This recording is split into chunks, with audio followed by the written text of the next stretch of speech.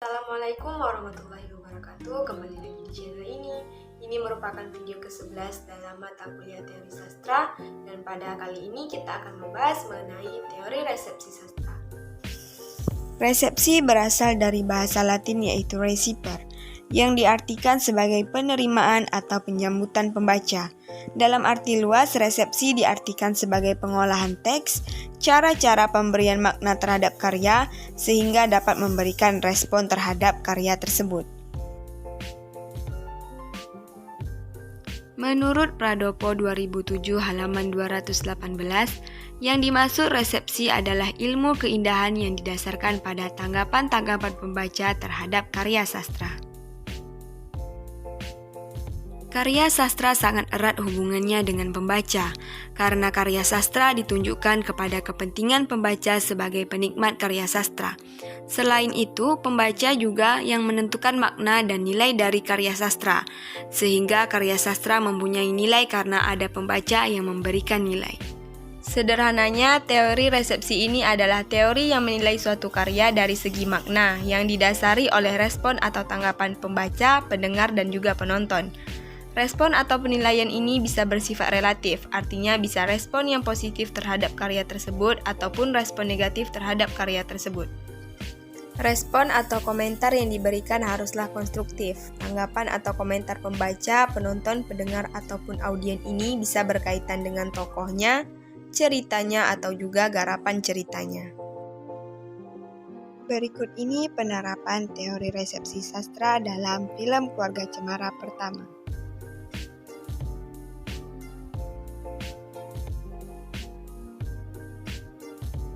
Kan nama Ara sendiri kan diambilnya dari pohon cemara.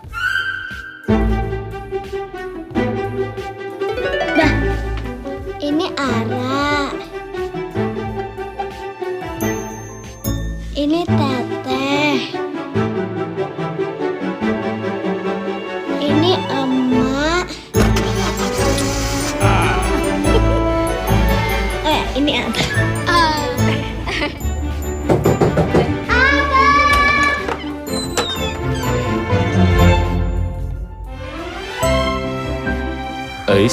Ara, liburan sekolah yang sekarang, kita liburannya di tempat Aki ya. Bah, rumahnya gak mau dijual aja. Ini warisan dari Aki ini untuk Abah. Gak ada sinyal di sini, Ma. Ya terus? Ya paling kalau ada sinyal, Ma, di situ, Ma, di luar dekat pohon.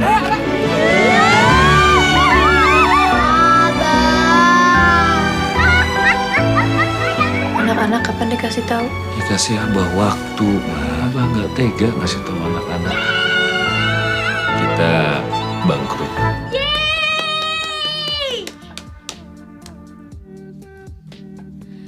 Harta yang paling berharga. Jadi kita bakalan di sini selamanya.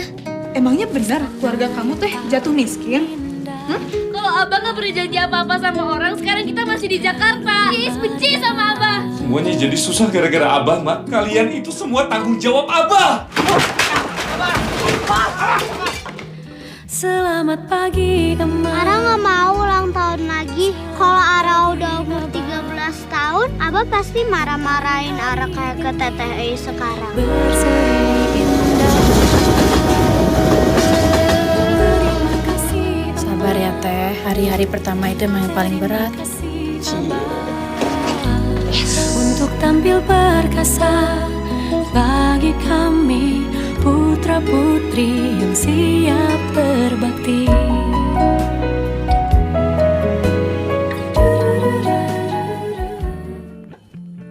Sinopsis film ini adalah film ini mengisahkan tentang suatu keluarga yang hidup makmur dan bahagia. Karena ada masalah keuangan kakak ipar di perusahaannya, akhirnya rumah keluarga Cemara ini dikorbankan untuk membayar hutang. Sehingga keluarga Cemara ini harus pindah ke rumah peninggalan keluarganya di desa. Keadaan menjadi sulit, keluarga ini harus menyesuaikan diri dengan lingkungan perdesaan dan juga lingkungan sekolah yang baru. Abah harus memimpin keluarganya dengan segala keterbatasan dan kekurangan yang ada. Emak selalu berusaha sebaik-baiknya agar Abah dan anak-anaknya bisa bertahan terhadap situasi yang ada. Komunikasi selalu diutamakan dalam segala hal. Tak jarang terjadi perbedaan pendapat, apalagi ketika bersama anak-anaknya. Tak perlu khawatir, Abah selalu punya cerita-cerita yang seru dan menyenangkan. Selanjutnya kita akan melihat respon masyarakat terhadap film ini. Yang pertama, respon terhadap ceritanya. Yang pertama ada dari Ichigo Strawberry, dia mengatakan, film ini mengandung bawang yang sangat banyak. I can't stop saying for this movie. Worth it banget ditunggu dan ditonton sekeluarga. Dan jangan lupa bawa tisu. Nah, sedangkan dari Hearty Life, dia merekomendasikan agar kita harus menonton karena bagus banget filmnya. Selanjutnya ada dari Barbie Fantasy World. Dia mengatakan, keluarga Cemara ini memberikan inspirasi kepada kita untuk bersyukur meski di keadaan sulit sekaligus. Pertama kali lihat film mendidik dan bermoral yang baik ditonton di bioskop bersama keluarga. Ira Sidik dia mengatakan, film yang sangat bagus dan bermanfaat. Suka banget dari dulu sama film ini. Waktu gua masih kecil dan akhirnya sekarang ditayangin lagi filmnya. Selanjutnya dari Aigusti Bagus Mulyanda Jelantik. Gak pernah bosen nonton trailernya, setiap nonton trailernya wajib berkaca-kaca, ditunggu filmnya. Dari Wahid Fani, film ini inspirasi terbaik yang pernah saya lihat. Selanjutnya respon masyarakat terhadap para pemainnya. Yang pertama ada dari Desela. Dia mengatakan bahwa Ringo pas banget jadi bapak, apalagi Nirina Zubir. Secara dia sudah jadi bapak-bapak dan ibu dari anak-anaknya. Terkesan sama anaknya Widi, imut-imut banget, mesti nonton nih harus. Selanjutnya dari Eueuh Ngarana. Filmnya sederhana, tapi karena akting para pemainnya yang natural, film ini jadi luar biasa.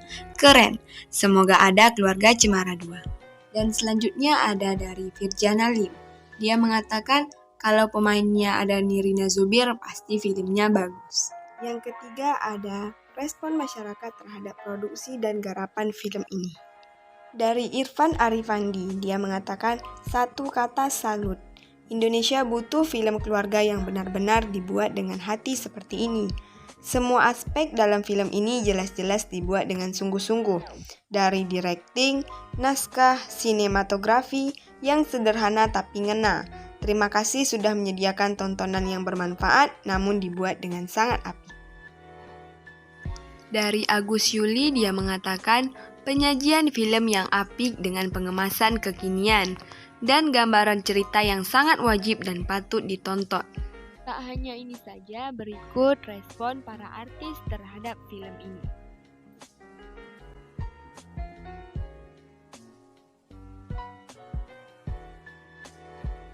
Dari mulai ini sampai habis, semua orang diam, tidak ada yang macam-macam, dan saya rasa ya saya bangga dengan film ini. Jarang ini film keluarga tidak macam-macam tapi masuk. Ini saya rasa akan berhasil. Mudah-mudahan ekspektasi saya tidak salah. Jangan lupa menonton film Keluarga Cemara tanggal 3 Januari yang akan datang.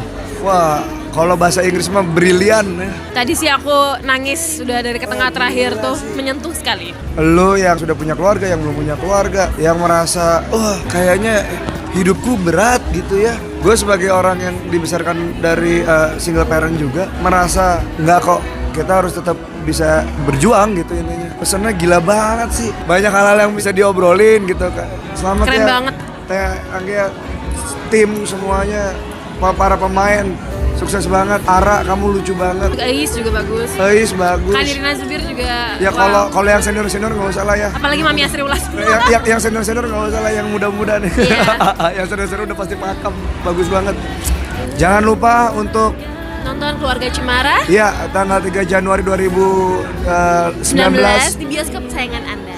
Dari sebuah cerita episode ya yang pendek-pendek kemudian dirangkai harus menjadi satu cerita yang panjang, ternyata ya tidak gampang. Dan meskipun cerita ini sebetulnya kuat, bagus ya, tapi kesulitannya adalah bagaimana cerita yang pendek itu harus menjadi cerita yang panjang. Itu ternyata tidak gampang. Dan yang paling susah adalah mengakhiri cerita itu sendiri. Ya, Anda mesti nonton Keluarga Cemara, karena Keluarga Cemara yang ada di televisi itu sangat berbeda dengan film. Yang film lebih ke masa kini, kehidupan real nyata. Di televisi lebih ke filosofis ya. Bagaimana hidup itu harus dijalani. Saya tidak akan banyak cerita karena Anda mesti nonton dulu biar Anda yang cerita, bukan saya.